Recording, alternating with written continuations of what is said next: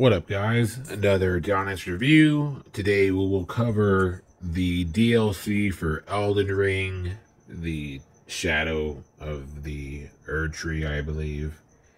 And there's not a lot of times, I would say, in history that, especially nowadays with battle passes taking such predominance of most games. I know that obviously Elden Ring isn't a super co-op game, even so it is co-op. Surprise if you didn't know that you can't play the whole game with a friend. But nowadays, when you get extra content, it's not normally skins or guns or characters or things in that nature. Typically, it's not a full fleshed out extra story like back in the good old days of The Witcher 3 Wild Hunt. Well, I'd say that for the first time in a while, I would believe we have a competitor to The Witcher 3's DLC, which got so much critical acclaim for being not only a fantastic game in addition, in a new world, but it could have been a full fleshed out game by anyone's standards back then. I mean, when The Witcher 3 came out in 2015, a standard single-player game could run anywhere from, Call of Duty's main storylines are like 8 hours. Obviously, you get the multiplayer too, but, they'll escape by 8 hours. The first Last of Us was like 14 hours. Now they're getting a bit longer. 30 hours is kind of like, I'd say, still kind of the center for most single-player games of, like, being a good length. Not too short, having enough content, but not being extremely long like an Assassin's Creed game could be. And the DLC for The Witcher 3, for example, was, by itself, probably around 20 to 30 hours, which, again, was a full game. And that's what's been given to us by Elden Ring.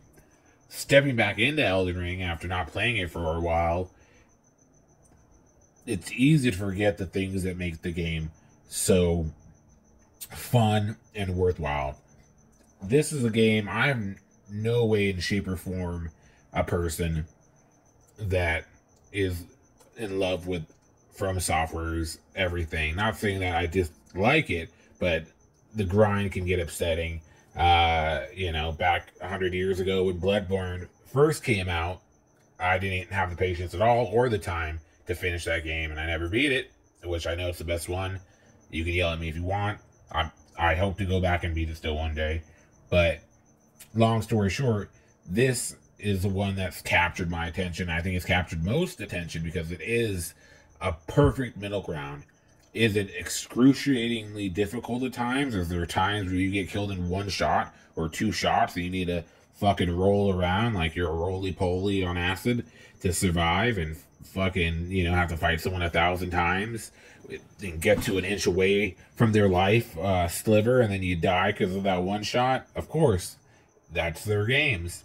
But it's fair, it's even. It allows you the exploration to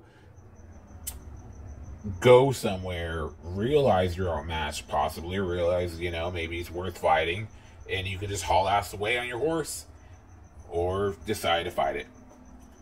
So that is what I believe has given Elden Ring overall such stronger staying power when it comes to the difficulty, is because it gives you that freedom to realize you're outmatched or just go somewhere else where maybe you aren't. And that goes into my second part of not only why Elden Ring is a game that you should play. I know this isn't for Elden Ring, it's for the DLC for Elden Ring, but it's the weapons. I can't say it enough. This game has a wide variety of options when it comes to being able to play. You have not only the standard, where you have like weapons and axes and swords and spears that you can use, and then also having the flip side of that of where you could like predominantly use magic and lightning and fire and fucking even dragon heads that will appear behind you and shoot lightning, or comets that come from the sky. I mean, there is a large variety of different, all types of magic as well as different weaponry.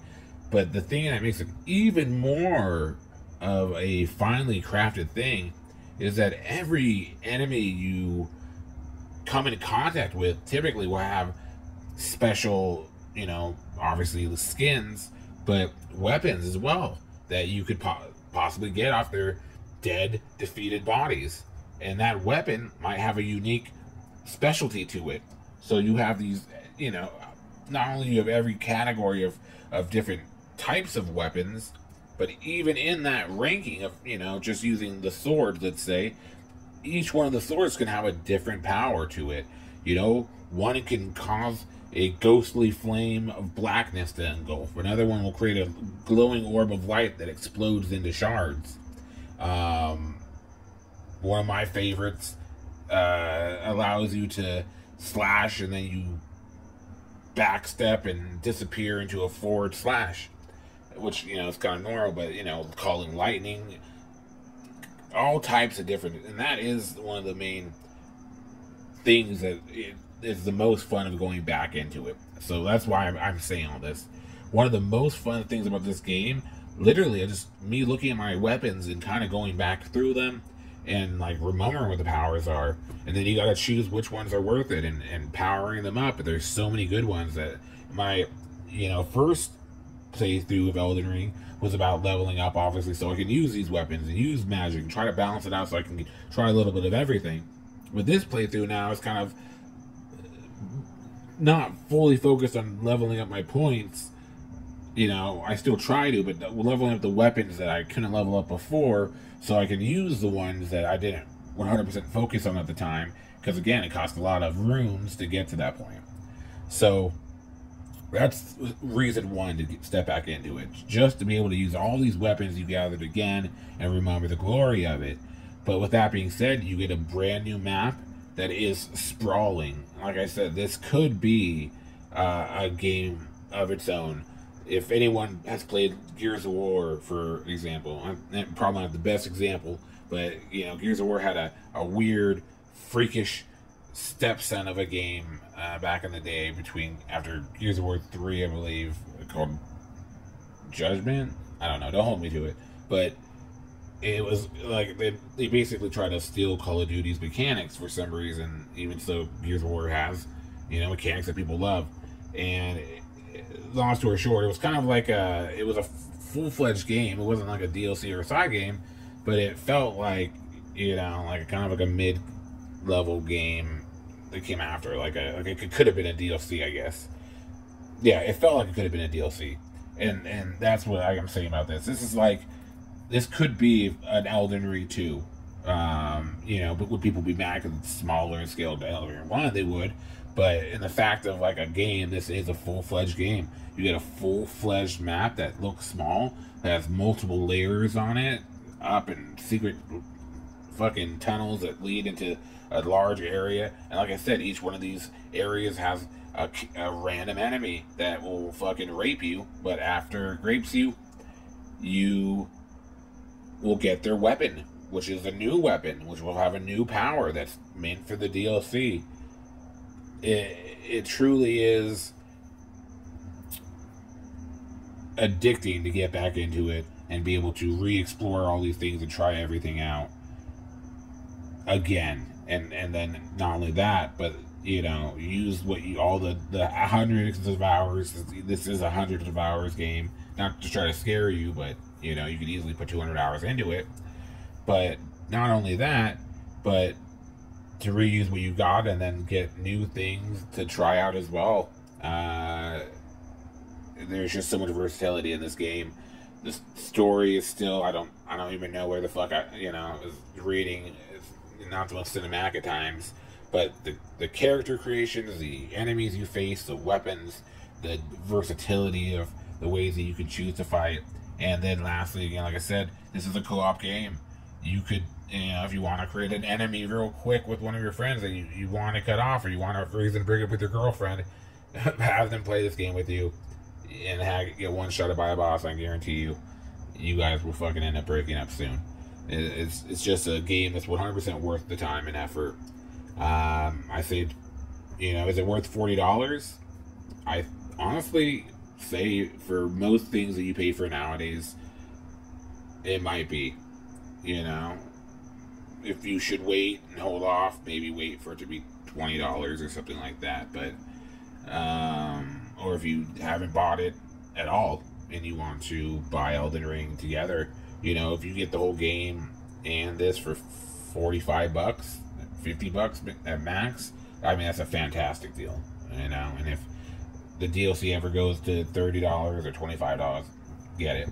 I do think it's worth its price. I do feel like you're getting almost an additional game, but not only do you get, it's almost like a new game plus. You know, you get to play, and it feels like a Elden Ring 2 of sorts at a smaller scale, but with all the things you've gathered during the first playthrough. You know, what more can you ask for, right? You know, everyone remembers when you play God of War the first time, you become a fucking god, and then you get fucking kicked back to fucking level 1 God of War 2. And you're like, how are they gonna, you know, you feel robbed that they cheated you out of all the power that you got, even though you know that's how games work. Well, this doesn't do that because you're just continuing where you left off. So, if you disagree, I'd love to hear why, but I think it's worth it. I think you'll enjoy your time if you do play it. Later, guys.